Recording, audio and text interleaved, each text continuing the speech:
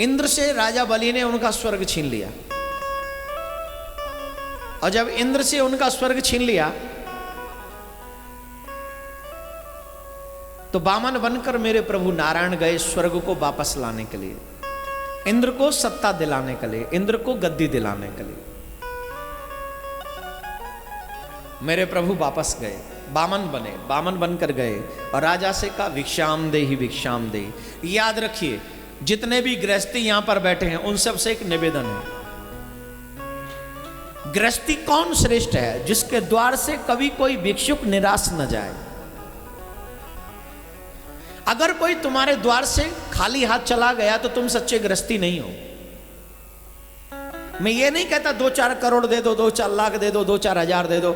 अगर तेरे में हिम्मत है सिर्फ 2 रुपए देने की तो सिर्फ 2 रुपए ही दो, लेकिन दो, उसे खाली हाथ मत जाने दो, तभी आप अच्छे और श्रेष्ठ गृहस्थी बनोगे। हम लोग भगवान से मांगते बहुत हैं, लेकिन जब भगवान अपने दूतों को हमारे पास किसी को भेजता है तो हम उन्हें डांट देते हैं, फटकार देते हैं, भाग यहां से, अच्छा है कमा सकता है, फिर भी यहां आ गया मांगने के लिए, शर्म नहीं आती? इसका मतलब जानता है ये व्यक्ति पैसे का प्रेमी है, ये देना ही नहीं चाहता। कबीरा या संसार में सब सो मिलिए जाए, ना जाने किस रूप में नारायण मिल जाए। पता नहीं ना नारायण किस रूप में आ जाए, और तुम उनको मना कर दो तो पता चले अब ये आके नारायण आ कैसे सकते हैं? अरे आते हैं, नहीं आए इससे पहले कर्ण के पास नहीं गए वामन बन के, बलि के पास में नहीं गए वामन बन के। एक राजा था ना, वो क्या नाम है उसका, मोरध्वज, उस राजा के पास चले गए और मांग भी कितनी श्रेष्ठ कि मेरा शेर तेरे बेटे का मांस खाएगा।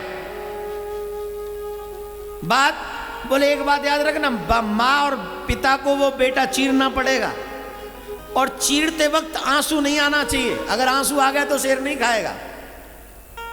वाह रे वाह गृहस्थी, वाह रे वाह भारत के सदगृहस्थ। गृहस्थी निराश होकर न लौट जाए, इसलिए अपने बेटे पर आरा चला दिया, और बेटा कह रहा है मेरा भाग्य कि मैं ऐसे माँ बाप की औलाद बना जो गृहस्थ धर्म को इतना श्रेष्ठ, मैं सौभाग्यशाली हूं कि मैं ऐसे बाप की औलाद हूं। और आजकल के गृहस्थी, कोई द्वार पर बैल बजाता रहता है, 1 रोटी चाहिए 1 रोटी, लेकिन हमारे घर में 1 रोटी एक्स्ट्रा नहीं बनती है। 4 पप्पू का पापा खाएगा, 4 पप्पू और 3 में और 2 सर्वेंट खाएगा, टोटल कितनी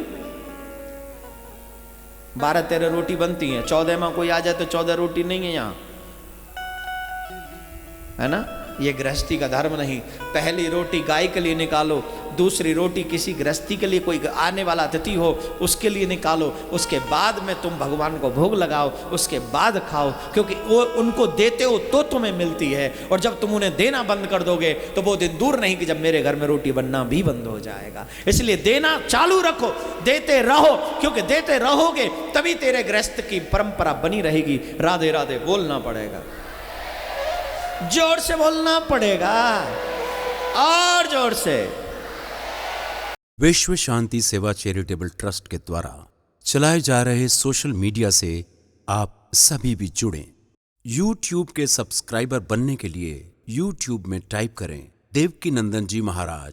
फेसबुक पर पूज्य महाराज जी के आधिकारिक पेज को लाइक करने के लिए देवकी नंदन ठाकुर जी सर्च करें।